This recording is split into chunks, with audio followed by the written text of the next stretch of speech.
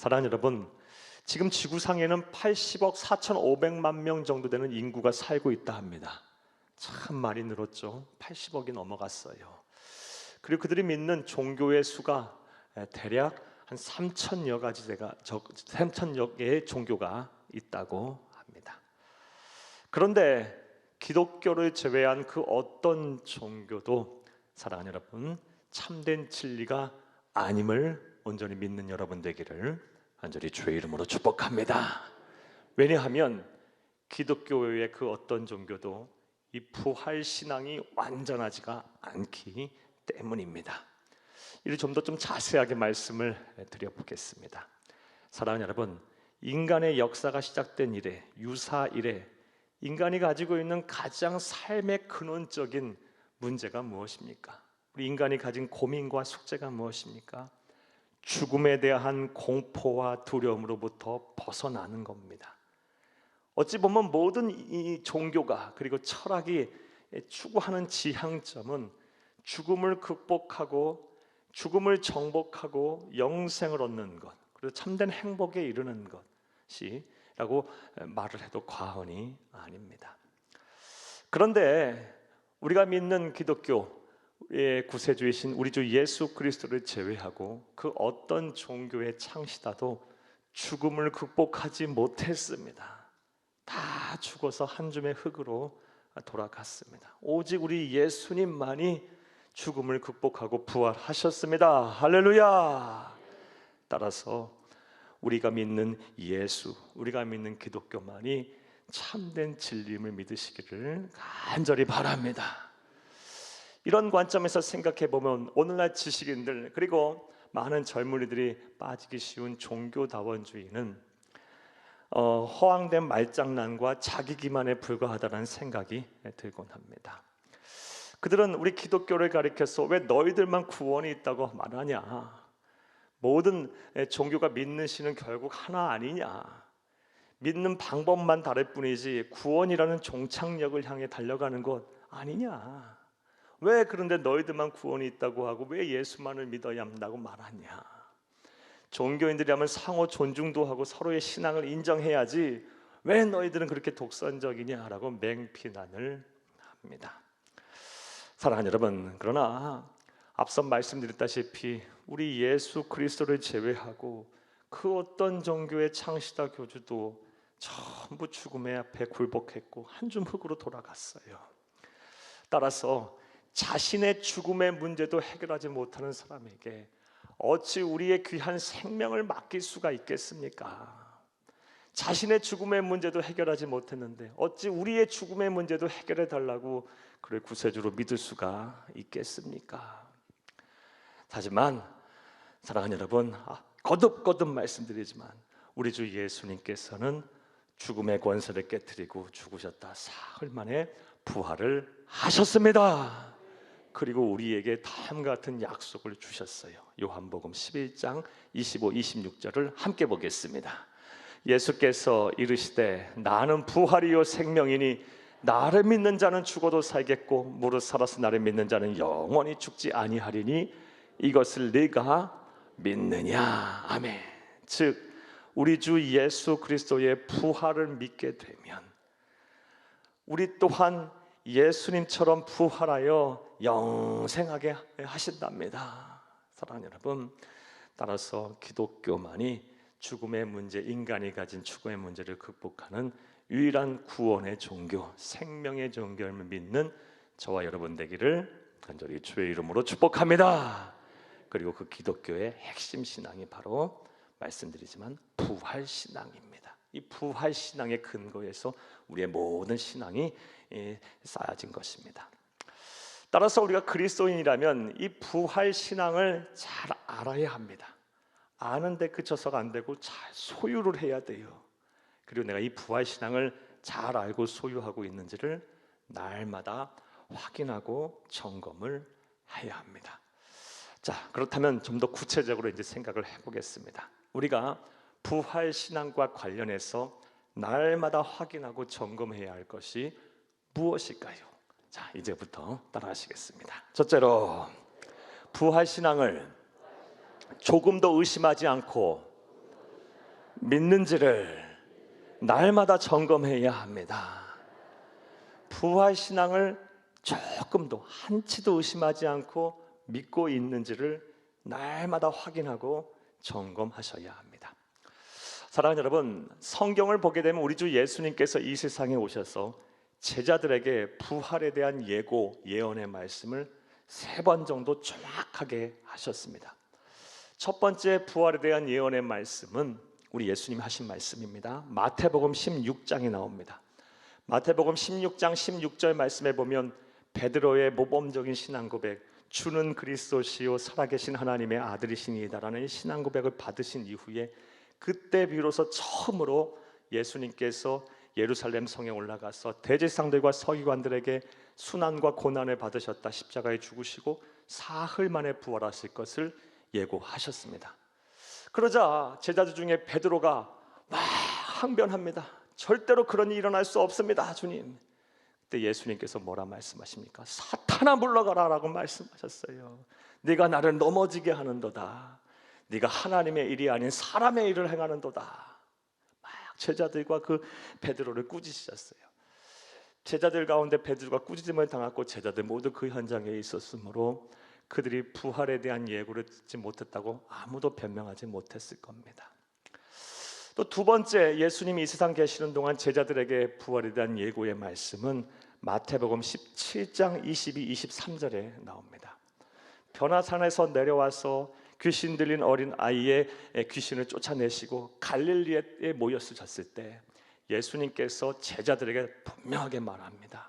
인자가 사람의 손에 넘겨져서 고난과 수난을 당하다가 이 십자가에서 죽고 3일 만에 다시 살아날 것이다 라고 분명하게 말을 합니다. 그러자 제자들이 그 예수님의 부활에 대한 고지를 듣고 근심하였더라 라고 성경은 기록하고 있어요.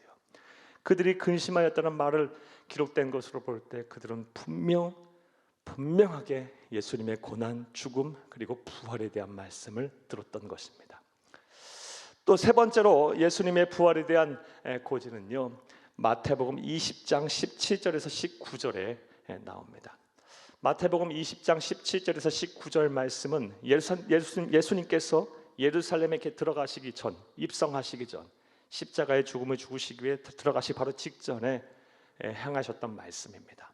수많은 군중들을 물리치시고 제자들만 따로 불러 모아서 길에서 예수님 말씀하시기를 대제사장들과 서기관들이 나의 죽음을 결정할 것이고 내가 이방인들의 손에 넘겨져서 조롱과 채찍에 맞을 것이고 그리고 십자가에서 죽었다가 사흘 만에 부활할 것이다 라고 정확하게 말씀하셨어요.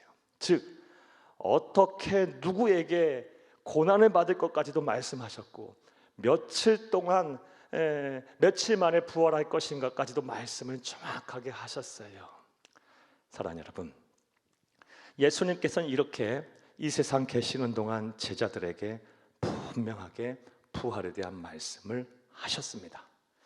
자, 그런데 제자들 중에 그 누구도 예수님의 부활을 들었음에도 불구하고 부활을 믿지 않았습니다. 이것을 어떻게 알 수 있느냐?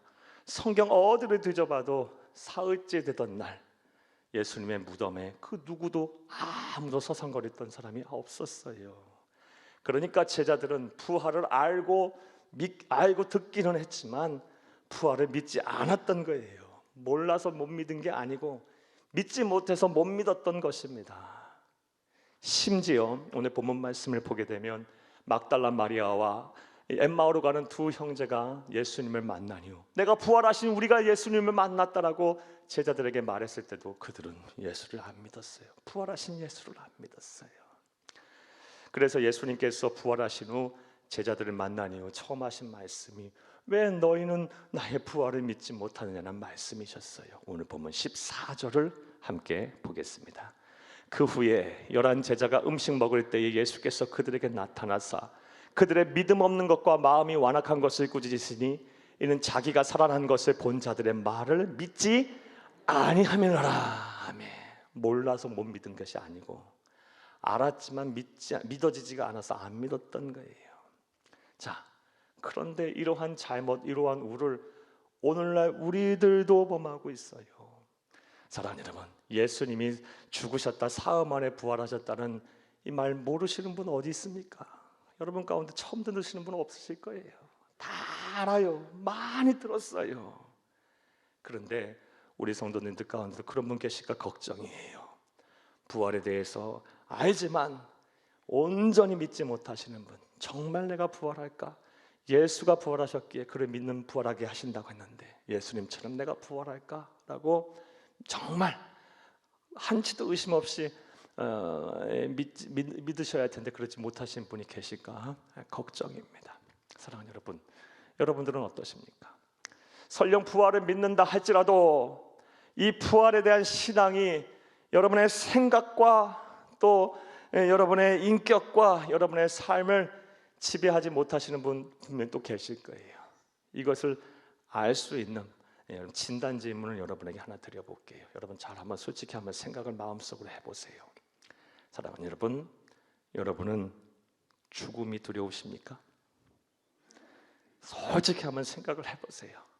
제 마음속으로 죽음이 두렵다, 내 소멸된다는 것이 두렵다, 죽음이 두렵다라는 생각이 여러분 가운데 있다면 부활에 대한 신앙이 온전하지 못한 거예요.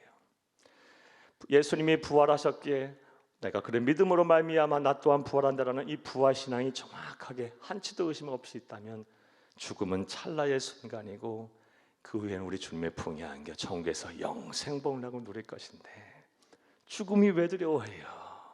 코로나가 두려울 리가 없고 암이 생긴다고 해서 두려울 것이 없고 세상이 어떻게 돌아가든 간에 내 목숨이 어찌됐든 간에 주님과 더불어 부활하여 영생할 것인데 두려울 일이 하나도 없는 거예요.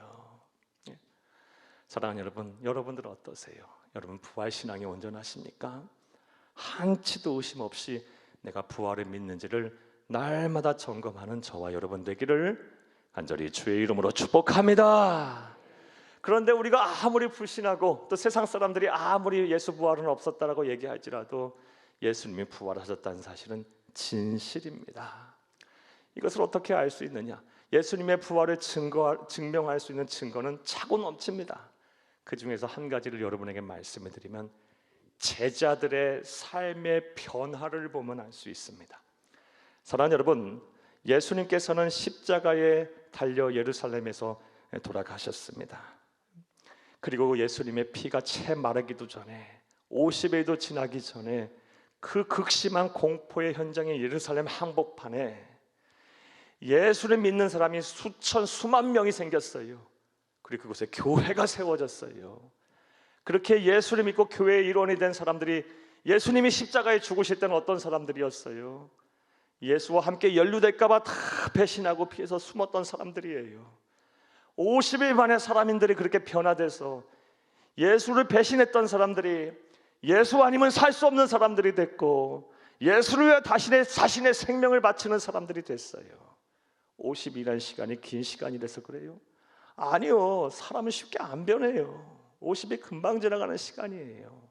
그렇다면 그들에게 어떤 일이 일어났던 것일까요? 부활하신 예수님을 만나니까요, 예수 부활을 목격하니까 믿음이 생긴 거예요. 예수 부활을 목격하니까 생명을 걸고 이 부활하신 예수를 전해야 되겠다는 사명이 생긴 겁니다. 제자들의 삶의 변화를 통해서 예수님이 부활하셨음을 우리는 정확하게 알 수가 있습니다. 사랑하는 여러분, 이제 사랑하는 여러분, 예수님께서 부활하셨다는 것을 한치도 의심하지 않고 믿으시기를 바랍니다. 그리고 예수님이 부활하셨기에 그를 믿는 우리 또한 주님 약속하신 대로 반드시 부활할 것을 믿는 저와 여러분 되기를 간절히 주의 이름으로 축복합니다. 그리하여 죽음에 대한 공포와 두려움을 다 떨쳐버리고 염려와 근심의 종이 되지 말고 주 안에서 자유하는 귀하고 복된 성도님들 다 되기를 또한 간절히 주의 이름으로 축복합니다. 축복합니다. 부활신앙과 관련해서 우리가 날마다 점검해야 될 것이 무엇입니까?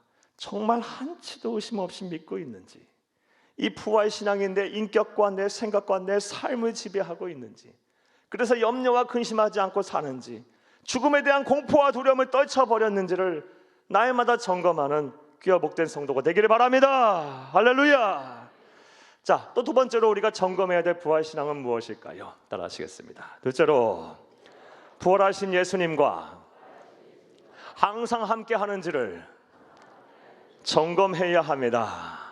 부활신앙과 관련해서 점검해야 할 것, 부활하신 예수님과 내가 항상 함께 하고 있는지를 점검하셔야 합니다. 부활하신 예수님께서 부활하신 이후에 만난 사람들을 보면 예수님은 특별한 목적을 갖고 만나셨음을 알 수가 있습니다.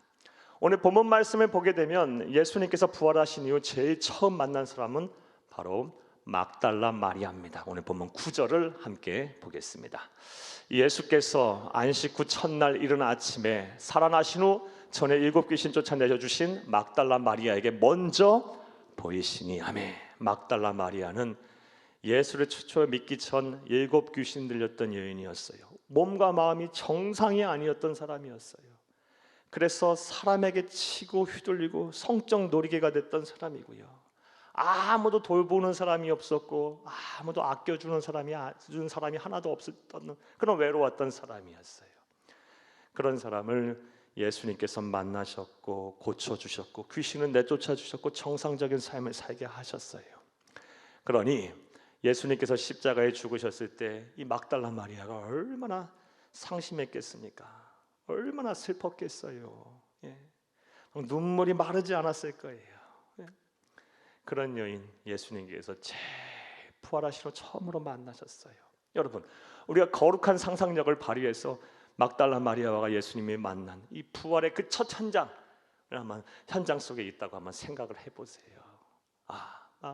그 슬픔 때문에 눈이 퉁퉁 불어 있었을 텐데 이제는 그 기쁨의 눈물을 막 흘렸겠죠. 고통과 통곡의 탄식이 변하여 감사와 찬송으로 변했을 거예요. 춤을 덩 추면서 얼마나 기뻐했을까요? 이렇게 예수님은 막달라 마리아 최초로 만나셨어요. 부활하신 이후에 또 막달라 마리아 말고 누구를 만나셨을까요? 엠마오로 가는 두 제자를 만나셨어요. 오늘 보면 12절을 함께 읽겠습니다. 그 후에 그들 중 두 사람이 걸어서 시골로 갈 때에 예수께서 다른 모양으로 그들에게 나타나시니, 아멘. 엠마오로 가는 그 두 제자, 이 제자는요, 예수님이 죽은 이후에 스승을 잃은 후에 삶의 목적과 방향을 잃어버렸던 사람들이에요. 이제 나는 무엇을 해야 하지? 나 이렇게 이제는 어떻게 살아야 하지? 목적과 방향을 상실해서 터벅터벅 고향으로 낙향하던 길에 부활하신 예수를 만났어요. 그래서 예수님은 그들을 향하여 다시금 가슴을 뜨겁게 만드셨고요. 그리고 꿈과 비전을 다시 새롭게 해주셨어요. 특별한 목적을 갖고 만나신 거예요. 자, 이후에 또 예수님은 누구를 만나셨을까요? 오늘 보면 14절 말씀을 보게 되면 11 제자를 만나셨습니다. 함께 읽겠습니다. 그 후에 11 제자가 음식 먹을 때에 예수께서 그들에게 나타나서, 여기까지만 보겠어요. 11 제자를 만나셨어요. 그들의 상태는 어떠했습니까? 사랑하는 여러분, 우리 잘 알다시피 예수님 십자가에 돌아가실 때 함께 연루될까봐, 그래서 죽을까봐 문 꼭꼭 걸어 잠그고 두려워 떨고 있던 사람들이었어요. 무엇보다 그들의 심리 상태는 아주 안 좋았을 거예요. 스승을 배신했다는 이 죄책감 때문에 아무것도 할 수 없는 폐인이 됐을 거예요. 그런 제자들, 11 제자들 찾아오셔서 예수님 평안하라 말씀부터 하시고 위로해 주시고 다시 사명을 새롭게 하셨어요. 회복시켜 주셨어요. 이처럼 부활하시고 예수님께서는 부활하시고 나서 사람들을 만나시는데 특별한 목적을 갖고 만나셨어요. 대제사장들과 빌라도 같은 권세자들을 만나신 것이 아니고 수많은 사람들 보도록 저 예루살렘 성전 꼭대기에서 부활하신 것도 아니고 누굴 만나셨어요? 시리에 빠진 자, 절망 속에 있는 자, 아무도 돌봐줄 사람 없는 사람, 삶의 목적과 방향을 잃어버린 사람, 죄책감으로 인해서 어쩔 바 아무것도 할 수 없는 그런 폐인이 되어버린 사람, 그런 사람을 찾아오셔서 그들을 회복시켜 주시고 위로하시고 사명을 새롭게 하셔 주셨어요. 이러한 예수님의 행보는 우리에게 참 위로가 됩니다. 그리고 우리에게 시사하는 바가 있습니다. 자, 그렇다면 시사하는 바가 뭘까요? 사랑하는 여러분, 바로 부활하신 예수님은 언제나 우리와 함께 하신다는 것입니다. 부활신앙과 관련하여 우리가 날마다 점검해야 될 것이 무엇입니까? 부활하신 예수님과 함께 하고 있는지를 점검해야 돼요. 또 나가서 점검해야 될 것이 무엇일까요? 날마다 점검하고 확인해야 우리의 부활신앙이 무엇일까요? 따라하시겠습니다. 셋째로, 부활하신 예수님을 세상에 전하고 있는지를 점검해야 합니다. 날마다 내가 점검해야 하고 확인해야 될 것, 부활하신 예수를 내가 세상에 전하고 있는지 하는지를 점검해야 돼요. 오늘 본문 말씀을 보게 되면 예수님께서 부활하신 후 11제자를 만나셨어요. 그리고 나서 그들의 믿음 없음을 책망하신 후 예수님께서 이어서 말씀하신 우리 메시지가 있어요. 예수님의 핵심 메시지가 있어요. 그것이 무엇일까요? 오늘 본문 15절에서 18절을 함께 읽겠습니다. 또 이르시되 너희는 온 천하에 다니며 만민에게 복음을 전파하라. 믿고 세례를 받는 사람은 구원을 얻을 것이요 믿지 않은 사람은 정죄를 받으리라. 17절, 믿는 자들에게는 이러한 표적이 따르리니 곧 그들이 내 이름으로 귀신을 쫓아내며 새 방언을 말하며 뱀을 집어 올리며 무슨 독을 마실지라도 해를 받지 아니하며 병든 사람에게 손을 얹은 즉 나으리라 하시더라. 아멘. 부활하신 이후 제자들에게 명령하셨어요. 그 핵심 메시지가 뭡니까? 온 천하에 다니며 온 세상에 다니며 부활한 나를 전해라라는 거예요. 증거해라. 자, 그렇다면 왜 예수님께서는 부활하신 예수님을 전하라고 세상에게 전하라고 제자들에게 명령하셨을까요? 그 이유는 뭐 명확하죠. 간단해요. 예수님이 세상의 소망이시기 때문에 그래요. 예수님이 세상의 소망이기 때문에 그래요. 사랑하는 여러분, 우리 주위를 둘러보면 부활하신 예수를 반드시 만나야 될 사람들이 정말 많습니다. 예를 한번 들어볼까요? 가난으로 삶이 피폐해지신 분들, 부활하신 예수 만나서 다시 부활해야 돼요.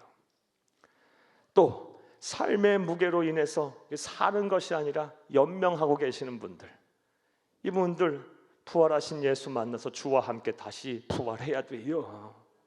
또 사람에게 휘둘리고 환경에 지배받아서 마음과 생각에 깊은 상처를 받고 영혼에 멍이 드신 분들, 부활하신 예수 만나서 다시 부활해야 돼요. 또 죽음에 대한 공포와 두려움으로 인해서 별 사건 사고도 아닌 것 같고도 막 크게 놀라고 힘들고 어려워하시는 분들, 이런 분들 부활하신 예수 만나서 자유해야 돼요. 부활해야 돼요. 사랑하는 여러분, 우리가 무엇으로 어떤 방법으로 그들을 위로하고 어떤 방법으로 그들을 회복시키며 어떤 방법으로 구원으로 이끌까요? 오직 한 길밖에 없어요. 부활하신 예수를 소개해서 부활하신 예수를 만나게 해야 돼요. 부활하신 예수를 만나면 사람이 변해돼요. 부활하게 됩니다. 이게 능력이에요. 이게 기적이고요. 이게 우리가 받아야 될 은혜고요.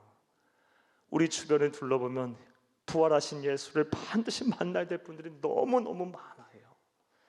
따라서 저와 여러분, 우리 주님께서 하신 명령대로 온 세상을 다니며 천하를 다니며 우리 주변을 둘러보며 부활하신 예수를 소개하고 전해야 할 줄로 믿습니다. 이것이 저와 여러분 먼저 믿게 하신 하나님의 뜻이고 우리에게 주신 하나님의 명령이에요. 날마다 내 부활신앙 가운데 우리 주님 명령하신 대로 부활하신 예수를 전하고 있는지 날마다 점검하시고 확인하기는 여러분 되기를 간절히 주의 이름으로 축복합니다. 말씀 맺겠습니다. 사랑하는 여러분, 우리 그리스도인에게 무엇이 빠져 있는지를 지금 점검해 보세요. 왜 우리가 만족하지 못하는 삶을 삽니까? 왜 염려와 근심의 노예와 종으로 살고 있습니까? 왜 죽음에 대한 공포와 두려움으로 불신자와 전혀 다르지 아니하는 그런 어두운 삶을 살고 계십니까? 부활신앙이 온전하지 못하기 때문에 그래요. 날마다 이 부활신앙을 의심하지 않고 믿고 있는지, 그런 내 삶과 내 생각과 내 인격을 지배하고 있는지, 예수님 부활하셨기에 나도 부활할 수 있을 거라는 확신이 있는지를 날마다 점검하세요. 또한 이 부활하신 예수님과 내가 늘 함께하고 있는지를 점검하세요. 예수님과 함께라면 능치 못할 일이 없습니다. 무엇보다 부활신앙을 열심히 세상을 향해 전하고 있는지를 날마다 점검하세요. 그리하여 이 세상 사는 동안도 주와 함께 여러분 삶의 현장에서 날마다 부활하시고 사후에 천국에서 부활하여 우리 주님과 더불어 영생 복락을 누리는 귀하고 복된 성도님들이 다 되기를 간절히 주의 이름으로 축복합니다. 축복합니다. 축복합니다.